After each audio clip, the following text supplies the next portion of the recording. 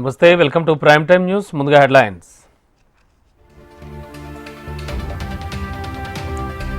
తెలంగాణ వ్యాప్తంగా గురుకులాల బాట, కామన్ డైట్ను ప్రారంభించిన సీఎం.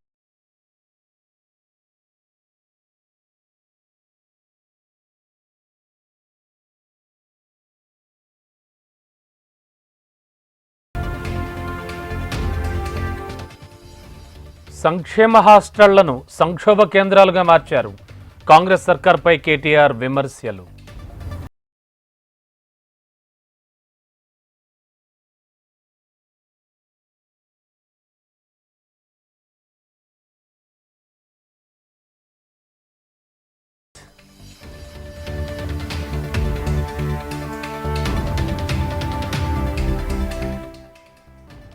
చట్టాన్ని గౌరవిస్తా, త్వరలోనే బాధిత కుటుంబానికి పరామర్శ.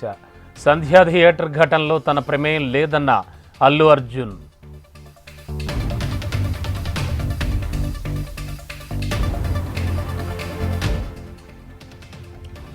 పనితీరు ఆధారంగానే గుర్తింపు, పార్టీ బలోపేతానికి కృషి చేయాలని చంద్రబాబు పిలుపు.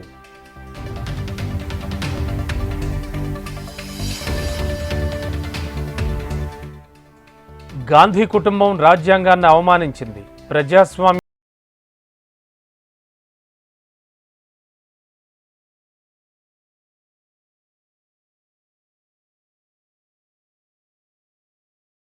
యువతది ఏకలవ్యుడి పరిస్థితే, అభివృద్ధికి దూరం చేస్తున్నారని రాహుల్.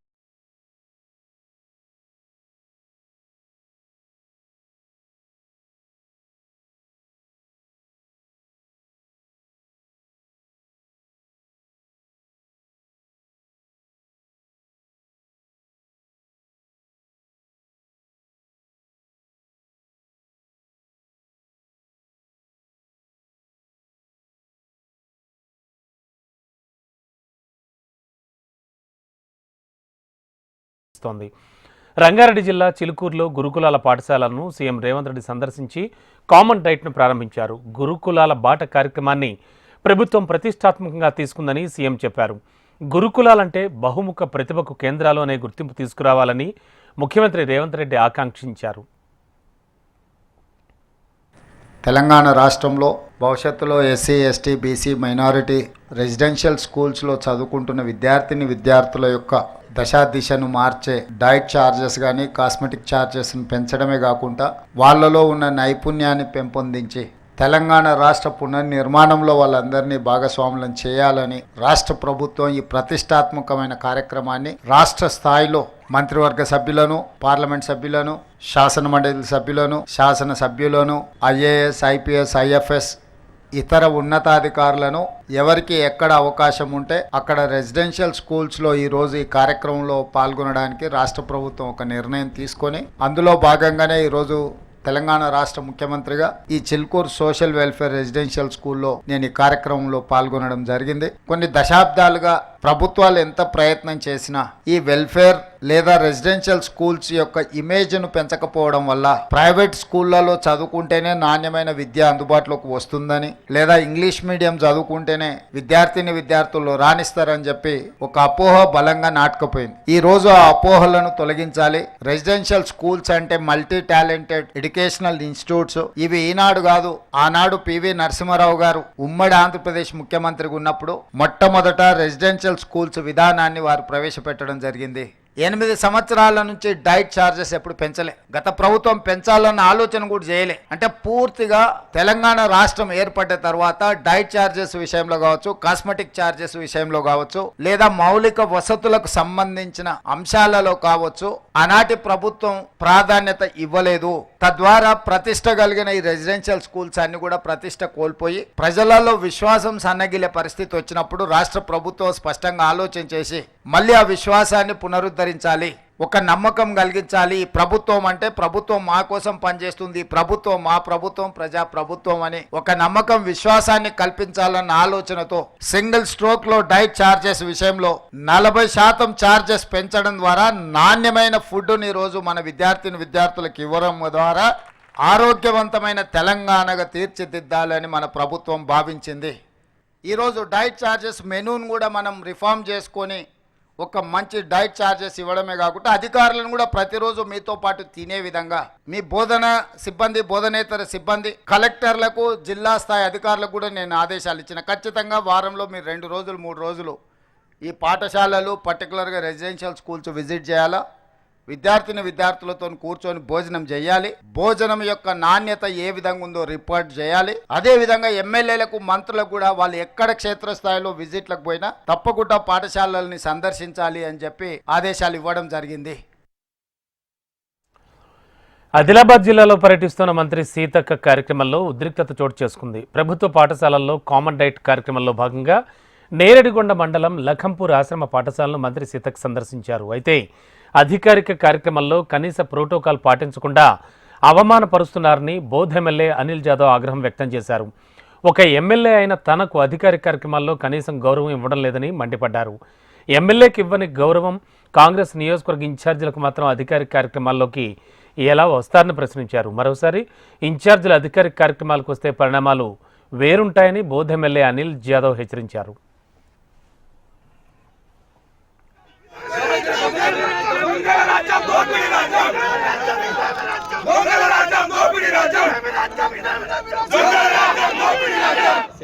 అనవసరంగా పోలీస్ సిబ్బందులకు మాకు ఇబ్బంది పెట్టడం ఎందుకు? మీరు ఏమైనా అయితే మళ్ళీ గొడవ చేసినట్టారు. ఒక ఎమ్మెల్యేకు కనీసం మర్యాద అయితే ఉండాలి కదా. మరి ఎమ్మెల్యే మర్యాద లేనప్పుడు మరి ఈ బోధ్ తాలూకా నియోజకవర్గ ప్రజలందరికీ మీరు అవమానపరిచినట్టే. మీరు నియోజకవర్గ ప్రజలకు అదే వేరే విధంగా మీ జనరల్ కాన్షియస్ ఆ విధంగా ఉంటుందా? ఒక గిరిజన బిడ్డగానే కదా మీరు అవమానపరుస్తున్నారు. కాబట్టి ఇది గుర్తుంచుకోవాలా. ఇవన్నీ గుణపాఠాలు మీకు కూడా వస్తాయి. మీకు కూడా ఈ రోజులు మీకు కూడా వస్తుంది. ఇవి ఒకటే రోజులని అనుకోవద్దు. ఇవన్నీ అనుభవం మీకు కూడా రాబోయే రోజులు మీకు కూడా వస్తాయని చెప్పేసి మా కార్యకర్తలు అందరూ సాధ్యపై చేయాలి. అందరూ వచ్చి సైలెంట్గా కూర్చోవాలి. కాంగ్రెస్ ప్రభుత్వ చర్యలతో హైదరాబాద్ అభివృద్ధి తిరోగమనంలో పయనిస్తోందన్నారు బీజేపీ నేత బూర నరసయ్య. గల్లీలో తిట్లు, ఢిల్లీలో మెట్లు, దేవుడిపై ఓట్లు, ప్రజల పాట్లు. ఇది సీఎం రేవంత్ రెడ్డి పనితనానికి నిదర్శనం అన్నారు. ముఖ్యమంత్రి రేవంత్ రెడ్డి ఇప్పటివరకు 24 సార్లు ఢిల్లీ వెళ్లి గిన్నిస్ బుక్ ఆఫ్ రికార్డును సృష్టించారని ఎద్దేవా చేశారు బూరా. ప్రభుత్వం ప్రతి యాక్షను తెలంగాణ, హైదరాబాద్ ప్రతిష్ట కోల్పోయే విధంగా, అభివృద్ధి కోల్పోయే విధంగా ఉన్నదంటే చాలా బాధతో మాట్లాడుతారు. ఈరోజు తెలంగాణ ముఖ్యమంత్రి, తెలంగాణ ప్రభుత్వ పాలన ఎట్లా ఉందంటే గల్లీలో తిట్లు, ఢిల్లీలో మెట్లు, దేవుడి మీద ఒట్లు. గల్లీలో తిట్లు, ఢిల్లీలో మెట్లు, దేవుడి మీద ఓట్లు. ఇదే పరిపాలన. ఇక్కడ తిట్టకుంటే కేంద్ర ప్రభుత్వాన్ని, బీజేపీని తిడతారు. మళ్ళీ ఢిల్లీలో ఎక్కని మెట్టు లేదు. దేవుడి మీద ఏ దేవుడిని వదలబెట్టకుండా ఓట్లు పెట్టింది. ఏ దేవుడి మీడియాతో చిట్చాట్లో సీఎం చంద్రబాబు జమిలీ ఎన్నికలపై కీలక వ్యాఖ్యలు చేశారు. జమిలీ అమల్లోకి వచ్చిన ఎన్నికలు జరిగేది మాత్రం 2029లోనే సీఎం చంద్రబాబు అన్నారు. ఒకే దేశం ఒకే ఎన్నిక విధానానికి తమ మద్దతు ఉంటుందన్నారు. జమిలీపై అవగాహన లేని వైసీపీ ఏది పడితే అది మాట్లాడుతోందని ఆరోపించారు. ప్రజల్లో వైసీపీ నేతలు విశ్వసనీయతను కోల్పోయారని విమర్శించారు. వాళ్ల డ్రామాలు చూసి ప్రజలు నవ్వుకుంటున్నారని చంద్రబాబు అన్నారు. రాష్ట్రంలో సుస్థిర ప్రభుత్వం కొనసాగుతోందని చెప్పారు. స్వర్ణాంధ్ర విజన్ 2047 డాక్యుమెంట్ను ప్రజల్లోకి తీసుకెళ్లాలని, రేపటి తరం భవిష్యత్తు కోసమే స్వర్ణాంధ్ర విజన్ అని తెలిపారు. మాజీ ఉప ప్రధాని అద్వానీతో తనకు దశాబ్దాల కాలం నుంచి అనుబంధం ఉందని, ఆయన త్వరగా కోలుకోవాలని ఆకాంక్షిస్తున్నానని చెప్పారు. ఆయన రాజమండ్రిలో ఇంధన పొదుపు వారోత్సవాలను మంత్రి కందుల దుర్గేష్ ప్రారంభించారు. ఏపీ తూర్పు ప్రాంత విద్యుత్ పంపిణీ సంస్థ ఈ నెల 14 నుంచి 20 తేదీ వరకు జరపనున్న జాతీయ ఇంధన పొదుపు వారోత్సవాలను నిర్వహిస్తోంది. జాతీయ ఇంధన వారోత్సవాల పోస్టర్ను మంత్రి దుర్గేష్ తూర్పుగోదావరి జిల్లా కలెక్టర్ పి ప్రశాంతి ఆవిష్కరించారు. ప్రస్తుతం మనం విద్యుత్ వృధా చేస్తే భవిష్యత్ తరాలకు అంధకారాన్ని మిగిల్చిన వారం అవుతామని, ఇంధన ప్రాముఖ్యతను ఆదా చేయాల్సిన విధానాలను మంత్రి దుర్గేష్ వివరించారు. ఇంధన పొదుపు మీద ప్రతి ఒక్కరికి అవగాహన కలిగి ఉండాలని జిల్లా కలెక్టర్ పి ప్రశాంత్ అన్నారు. 1 యూనిట్ ఆదా చేసిన 2 యూనిట్లకు సమానం అన్నారు. విధంగా ఈరోజు దేశవ్యాప్తంగా జాతీయ ఇంధన పొదుపు వారోత్సవాల్ని నిర్వహించుకునేటువంటి శుభ సందర్భంలో ఈ కార్యక్రమాన్ని నిర్వహిస్తున్నటువంటి ఆంధ్రప్రదేశ్ రాష్ట్ర ఇంధన పరిరక్షణ మిషన్ మరియు ఇంధన శాఖ ఆంధ్రప్రదేశ్ ప్రభుత్వం సంయుక్త ఆధ్వర్యంలో ఈ కార్యక్రమం నిర్వహించబడుతున్నారు. ముఖ్యంగా ఇంధన పొదుపు అనేటువంటిది ఇవాళ మనకున్నటువంటి అవసరాలని దృష్టిలో పెట్టుకుంటే చాలా అవసరమైనటువంటి విషయం. ముఖ్యంగా మనం ఎలక్ట్రిసిటీ విషయంలో కానీ, బొగ్గు వాడకంలో కానీ, అదేవిధంగా డీజిల్, పెట్రోల్ లాంటి ఇంధనాల విషయంలో కానీ మనం ఆల్టర్నేటివ్ రిసోర్సెస్కి వెళ్ళకపోతే, వాటిని పొదుపు చేసుకోకపోతే ఒక పక్కన మనకి అవి ఎక్కువగా ఉపయోగంలోకి రావు అనేటువంటిది, ఎక్కువ కాలం ఉండవనేటువంటి మాటతో పాటు పర్యావరణానికి విఘాతం కలిగించేటువంటి అవకాశం కూడా చాలా ఎక్కువ ఉంది. కార్బన్ డైఆక్సైడ్ బాగా రిలీజ్ కావడం వీటి వల్ల అవి వాడడంతో, అందుకే ఇవాళ మనం అందరం ఒక పక్కన ఇంధన పొదుపుని చేస్తూనే మరో పక్కన రిన్యూవబుల్ ఎనర్జీస్ని డెవలప్ చేసుకోవాలనేటువంటి మాట స్పష్టంగా చెప్తా ఉన్నాం. ప్రతి ఇంటిని కూడా సౌరశక్తి ద్వారా ఉపయోగించుకునేటువంటి విధానంలోకి వెళ్ళి, అదేవిధంగా రిన్యూవబుల్ ఎనర్జీస్ మీద ఆధారపడితే వీటి మీద ప్రెషర్ తగ్గుతుంది, అదేవిధంగా మనకి పొదుపు కూడా ఏర్పడుతుంది. కనుక వీటి మీద ప్రజల్ని అప్రమత్తం చేయటం, రాబోయే రోజుల్లో మనం పొదుపు చేసుకోకపోతే ఎంత నష్టపోతామో వారికి తెలియజెప్పడం, ఈ అంశాల మీద వారిని అందరినీ కూడా మోటివేట్ చేయాల్సినటువంటి అవసరం ఉంది. దాన్ని ట్రాన్స్పోర్ట్ డిపార్ట్మెంట్ వారు, అదేవిధంగా రాజకీయాల్లో ఉన్న మాలాంటి వాళ్ళం, అధికారులు అందరం కలిసి సమీకృతంగా ప్రజల్ని ఏకోన్ముఖులు చేసే విషయంలో కృషి చేయాలనేటువంటి మాటని సందర్భంగా తెలియజేస్తూ, ఖచ్చితంగా రాబోయే రోజుల్లో ఆంధ్రప్రదేశ్ వరకు మాత్రం మనం 100% మన ముఖ్యమంత్రి గారు, ఉప ముఖ్యమంత్రి గారి యొక్క విజన్ను దృష్టిలో పెట్టుకుంటే మనం 100% గ్రీన్ ఎనర్జీ మీదకి వెళ్ళేదానికి అవకాశం ఉంది. ఆ కార్యక్రమాలు చేపడదాం అనేటువంటి మాటని మరొకసారి తెలియజేసుకుంటూ సెలవు తీసుకుంటున్నాను. ఈరోజు అనగా డిసెంబర్ 14 నుంచి 28 వరకు జాతీయ ఇంధన పొదుపు వారోత్సవాలు అనేది మనం దేశవ్యాప్తంగా చేస్తున్నాము. అందులో భాగంగానే మనకి గవర్నమెంట్ ఆఫ్ ఆంధ్రప్రదేశ్ ఆదేశాల మేరకు మన జిల్లాలో కూడా ఈ కార్యక్రమం అనేది స్టార్ట్ చేయడం జరిగింది. దీని యొక్క ముఖ్య ఉద్దేశం ఏంటంటే ఇంధన పొదుపు మీద అవగాహన అనేది ప్రతి ఒక్కరికి కల్పించాలి అని. అది ఇంట్లో, ఆఫీసెస్లో, ఆర్గనైజేషన్స్లో అన్నింటిలో కూడా. మనం నిన్ననే విజన్ 2047 డాక్యుమెంట్ని కూడా రిలీజ్ చేయడం జరిగింది. అందులో మన ముఖ్యమంత్రి గారు చాలా చక్కగా 10 సూత్రాల మీద అవగాహన కల్పించడం, దాని మీద మన యాక్షన్ ప్లాన్ ఎలా ఉండాలి అనేది కూడా అందరికీ అర్థమయ్యేటట్టుగా వివరించడం జరిగింది. ఆ 10 సూత్రాల్లో ఇంధన పొదుపు కూడా ఒకటి. అంటే రేపొద్దున మనం ఎంత డెవలప్మెంట్ చేయాలి అని అనుకున్నా మనకి ఎనర్జీ రిసోర్సెస్ కానీ లేకపోతే మన డెవలప్మెంట్కి సంబంధించిన కళ్ళల సహకారం అనేది జరగదు. సో ఆ ఇంధన పొదుపు అనేది మనం ఎనర్జీని ఎప్పటికప్పుడు మనం ప్రొడ్యూస్ చేసుకోవడమే కాకుండా దాన్ని రీన్యూ ఎనర్జీస్ని కూడా మనం ఐడెంటిఫై చేసుకోవాలి. అలానే మన దగ్గర ఉన్న ఎనర్జీ సోర్సెస్ని కూడా చాలా పొదుపుగా వాడుకోవాలి. మనందరికీ తెలిసిన విషయమే, ఒక యూనిట్ని సేవ్ చేయడం అనేది 2 యూనిట్లని ప్రొడక్ట్ చేసినంత వాల్యూ అనేది ఉంటుంది. సో ఇక తెలంగాణలో రేపటి నుంచి 2 రోజుల పాటు గ్రూప్ 2 ఎగ్జామ్స్ జరగనున్నాయి. అందుకుగాను తెలంగాణ పబ్లిక్ సర్వీస్ కమిషన్ పటిష్ట ఏర్పాట్లు చేసింది. ఓఎంఆర్ విధానంలో పరీక్షలు జరగనుండగా రాష్ట్ర వ్యాప్తంగా 1368 కేంద్రాలను టీజీపీఎస్సీ సిద్ధం చేసింది. 783 గ్రూప్ 2 పోస్టులను భర్తీ చేయనుండగా 5,55,943 మంది అభ్యర్థులు దరఖాస్తు చేసుకున్నారు. గ్రూప్ 2 పరీక్షలో మొత్తం 4 పేపర్లు ఉంటాయి. ఒక్కో పేపర్కు 150 మార్కులు చొప్పున 600 మార్కులకు ఎగ్జామ్ నిర్వహిస్తున్నారు. ఆది సోమవారాల్లో 2 రోజుల పాటు ఉదయం 10 గంటల నుంచి మధ్యాహ్నం 12 గంటల 30 నిమిషాల వరకు, మధ్యాహ్నం 3 నుంచి సాయంత్రం 5 గంటల 30 నిమిషాల వరకు పరీక్షలు నిర్వహించనున్నారు.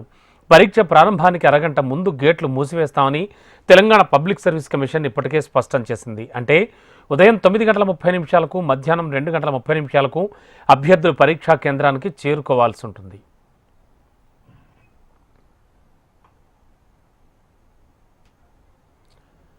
హాల్ టికెట్తో పాటు ప్రభుత్వం జారీ చేసిన ఫోటో ఐడి కార్డును అభ్యర్థులు తీసుకురావాలని టీజీపీఎస్సీ తెలిపింది. పరీక్షకు హాజరయ్యే అభ్యర్థులంతా కూడా బయోమెట్రిక్ను తప్పనిసరిగా వేయాలని, లేదంటే ఓఎంఆర్ పత్రాలను మూల్యాంకనం చేయబోమని టీజీపీఎస్సీ తేల్చింది. ఆదివారం, సోమవారం జరగనున్న గ్రూప్ 2 పరీక్షలకు అన్ని ఏర్పాట్లను పూర్తి చేసినట్లుగా టీజీపీఎస్సీ చైర్మన్ బుర్రా వెంకటేశం వెల్లడించారు. 10 రోజులుగా అన్ని అంశాలను సమీక్షించామని తెలిపారు. గ్రూప్ 2 పరీక్షలు సీసీ కెమెరాల పర్యవేక్షణలో జరుగుతాయని, పబ్లిక్ సర్వీస్ కమిషన్ పై నమ్మకం ఉంచి పరీక్షలు రాయాలంటూ చైర్మన్ కోరారు.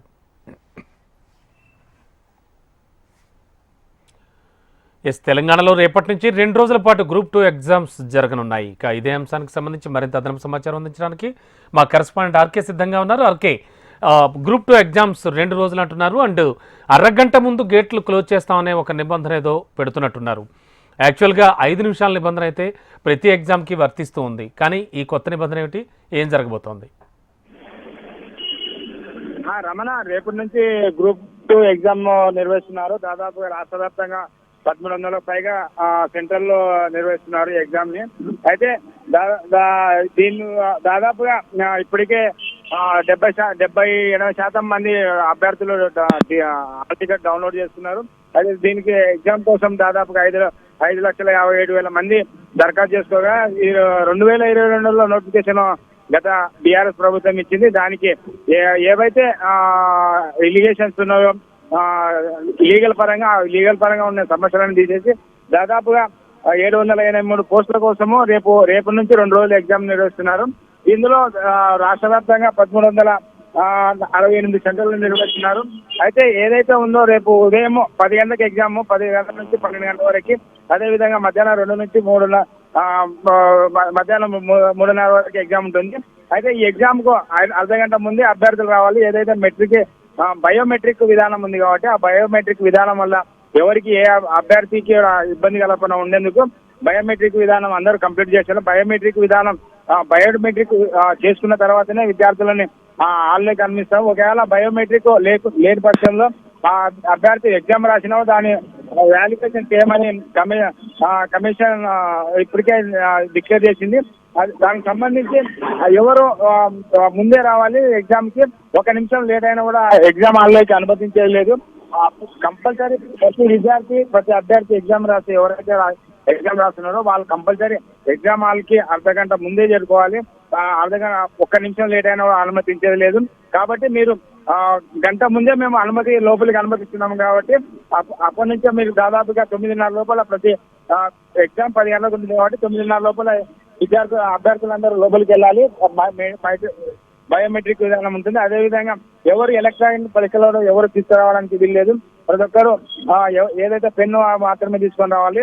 కాబట్టి ఎలాంటి ఎలక్ట్రానిక్ పరికరాలకు అనుమతించేది లేదని చెప్పారు.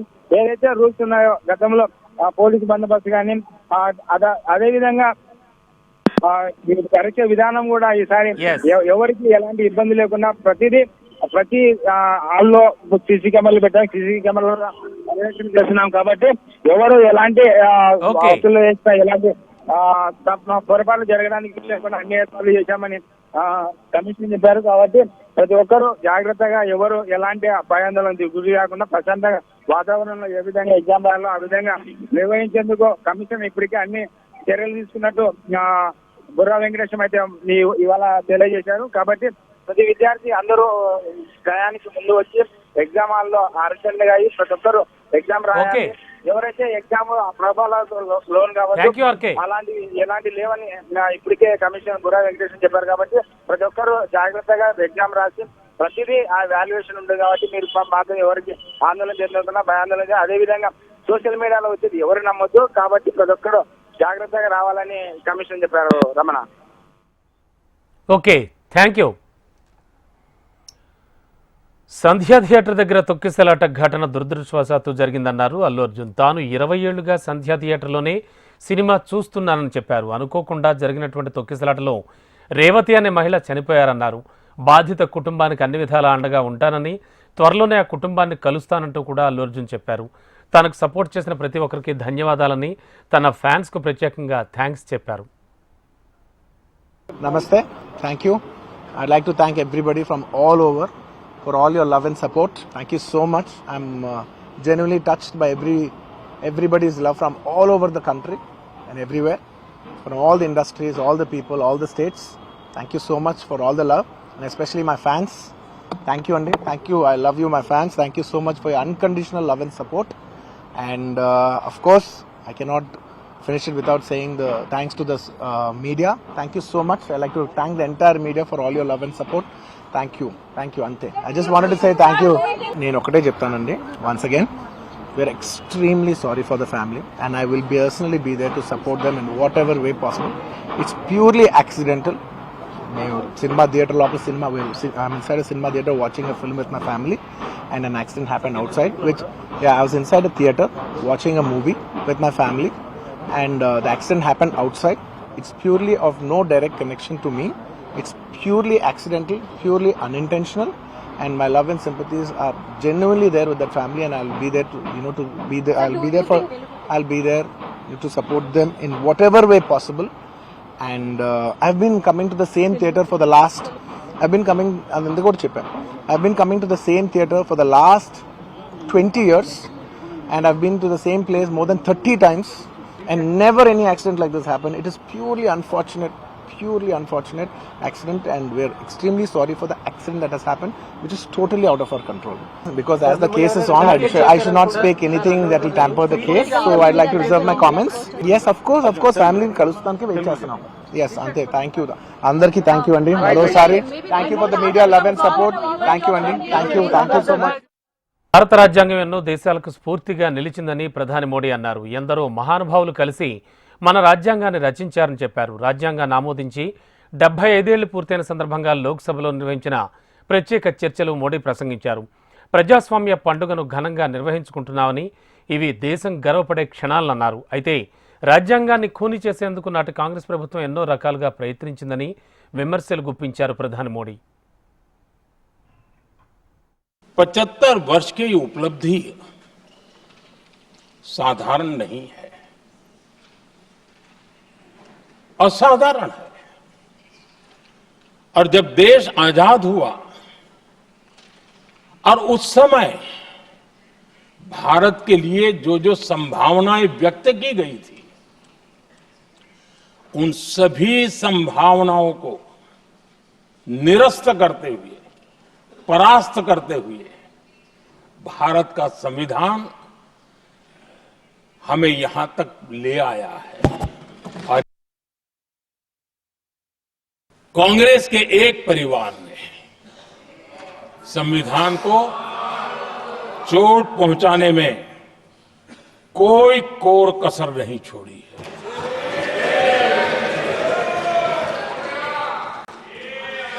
और मैं इसलिए एक परिवार का उल्लेख करता हूं कि 75 साल की हमारी यात्रा में 55 साल एक ही परिवार ने राज किया है।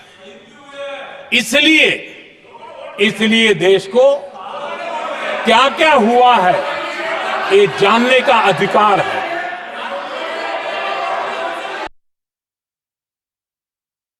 उस समय के प्रधानमंत्री पंडित नेहरू जी ने मुख्यमंत्रियों को एक चिट्ठी लिखी थी। उस चिट्ठी में उन्होंने लिखा था, नेहरू जी लिखते हैं, अगर संविधान हमारे, आगे नेहरू जी लिखते हैं, अगर संविधान हमारे रास्ते के बीच में आ जाए, ये नेहरू जी लिख रहे हैं, अगर संविधान हमारे रास्ते के बीच में आ जाए, आगे नेहरू जी कह रहे हैं, तो हर हाल में संविधान में परिवर्तन करना चाहिए। ये नेहरू जी ने मुख्यमंत्रियों को चिट्ठी लिखी। లోక్సభలో రాజ్యాంగంపై చర్చ సందర్భంగా కేంద్ర ప్రభుత్వంపై రాహుల్ గాంధీ ఆగ్రహం వ్యక్తం చేశారు. ప్రజలకు తాము అభయముద్ర గురించి చెబుతుంటే ప్రభుత్వం మాత్రం వారి బొటన వేళ్లను నరుకుతా ఉంటోందని వ్యాఖ్యానించారు. ద్రోణుడు ఏకలవ్యను బొటనవేలు తీసుకుని అతన్ని విలువిద్యకు దూరం చేసినట్టే ప్రభుత్వం ప్రజలను అభివృద్ధికి దూరం చేస్తోందని మండిపడ్డారు Rahul. Call the constitution the longest written constitution in the world, but the constitution contains a set of ideas from one philosophy of our nation, one central philosophical set of ideas of our nation. When we look at the constitution and we open the constitution, we can hear the voice and the ideas of Ambedkar, of Mahatma Gandhi, of Jawaharlal Nehru. But where did those ideas come from? Those ideas came from an old, profound tradition in this country. Those ideas came from Shiva, from Guru Nanak, from Basavana, from Buddha, from Mahavir, from Kabir, from a list of people. So when we speak of the Constitution and we show the Constitution Of course, it is a document of modern India, but it could never have been written without ancient India and her ideas. आप हिंदुस्तान के युवाओं का सबका अंगूठा काटते हो। जब आप अदानी जी को धारावी देते हो, तो आप धारावी के जो एंटरप्रेन्योर्स हैं, जो स्मॉल एंड मीडियम बिजनेसेस हैं, उनका आप अंगूठा काटते हो। जब आप हिंदुस्तान के पोर्ट्स, एयरपोर्ट्स, डिफेंस इंडस्ट्री, ये सब जब आप अदानी को देते हो,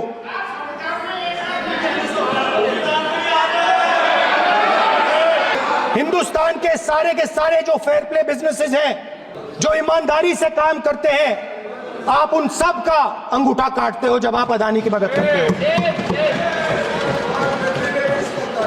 कॉन्स्टिट्यूशन में लैटरल एंट्री कर आप हिंदुस्तान के युवाओं का, पिछड़ों का, गरीबों का अंगूठा काटते हो। हजारों युवा सुबह उठकर रनिंग करते थे, वेट ट्रेनिंग करते थे आर्मी में जाने के लिए। जब आपने अग्निवीर लागू किया तो आपने उन युवाओं की उंगली काटी। जब आप पेपर लीक कराते हो, 70 बार आपने पेपर लीक करवाया है, तब आप हिंदुस्तान के युवाओं के अंगूठा काटते हो।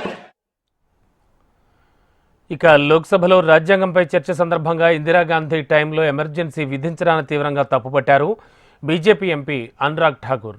నాటి కాంగ్రెస్ గవర్నమెంట్ ఎమర్జెన్సీ విధించి భారత ప్రజాస్వామ్యాన్ని ఖూనీ చేసిందన్నారు. पिछली बार भी जब चर्चा हुई तब भी मैंने कहा था कि कुछ लोग संविधान तो हाथ में लेके घूमते हैं, लेकिन ये नहीं बता पाए कि उसके पन्ने तक कितने हैं। और ये इन्हीं का ही है सर, मैं नहीं पढ़ रहा हूँ, जो इन्होंने हाउस में दिखाया, इसमें लिखा है were it not for the strength of the document Indira Gandhi would have been compelled to end the darkest episode in independent India by ending the emergency। यानी कि संविधान की ताकत थी, जिन्होंने इंदिरा गांधी जी की इमरजेंसी को खत्म किया था, तो ये संविधान की ताकत थी। और ये आपके इसके अंदर लिखा है, राहुल जी जो आप लेकर घूमते हो, कभी खोल के पढ़ो तो सही, कभी पढ़ा भी नहीं आपने। और इसमें आगे लिखा है सर, आप चेयर को बोलो, अधिकार दिया है, चेयर को बोलो, माननीय सदस्य चेयर को। जी अध्यक्ष जी, ये जो राहुल जी कॉपी लेकर घूमते हैं, इसी पे लिखा है कि इंदिरा गांधी जी की यातनाएं और इमरजेंसी को खत्म किया तो बाबा साहब अम्बेडकर। శంభు సరిహద్దు వద్ద మరోసారి ఉద్రిక్తత చోటు చేసుకుంది. తమ డిమాండ్ల పరిష్కారం కోసం రైతులు చేపట్టిన ఢిల్లీ చలో మార్చ్ను పోలీసులు అడ్డుకున్నారు. దీంతో అక్కడ ఆందోళనకర పరిస్థితులు తలెత్తాయి. రైతులపై హర్యానా పోలీసులు టీయర్ గ్యాస్ ప్రయోగించారు. ఈ ఘటనలో సుమారు 17 మంది రైతులకు గాయాలయ్యాయి. దీంతో రైతు సంఘాల నేతలు కీలక నిర్ణయం తీసుకున్నారు. ఢిల్లీకి తమ పాదయాత్రను నిలిపివేశారు. అంతర్గత సమావేశం అనంతరం తమ తదుపరి కార్యాచరణను ప్రకటిస్తామని రైతు నాయకుడు తేజ్వీర్ సింగ్ తెలిపారు.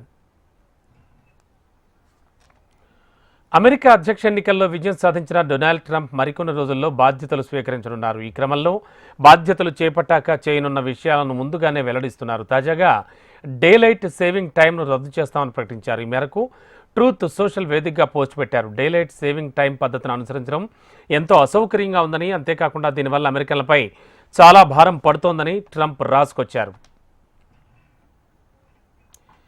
ఈడీఎస్టీ రద్దుకు 2021లో న్యూ స్టాండర్డ్ టైం అనే బిల్లును సెనేటర్ మార్కో రూబియో తీసుకొచ్చారు. ప్రస్తుతం ఆయన ట్రంప్ కార్యవర్గంలో స్టేట్ సెక్రటరీగా బాధ్యతలు నిర్వహించనున్నారు. ఈడీఎస్టీ ద్వారా ఆర్థిక భారం ఎక్కువగా ఉంటుందని అధ్యయనాలు వెల్లడిస్తున్నాయని ఆయన తెలిపారు. అయితే అప్పట్లో ఆయన తీసుకొచ్చినటువంటి బిల్లుకు ఆమోదం రాకపోవడంతో అధ్యక్షుడు జో బైడెన్ ముందుకు రాలేదు. తాజాగా తాను దీన్ని రద్దు చేస్తానని ట్రంప్ ప్రకటించడంతో ఇకపై డే లైట్ సేవింగ్ టైం ఉండకపోవచ్చని నిపుణులు చెబుతున్నారు. ఊహించినట్లే భారత్ ఆస్ట్రేలియా 3వ టెస్టుకు వరుణుడి గండం ఎదురైంది. గబ్బా వేదికగా మొదలైన మ్యాచ్లో తొలి రోజు కేవలం 13.2 ఓవర్ల ఆట మాత్రమే కొనసాగింది. దాదాపు 2.5 సెషన్ల ఆట వర్షార్పణమైంది.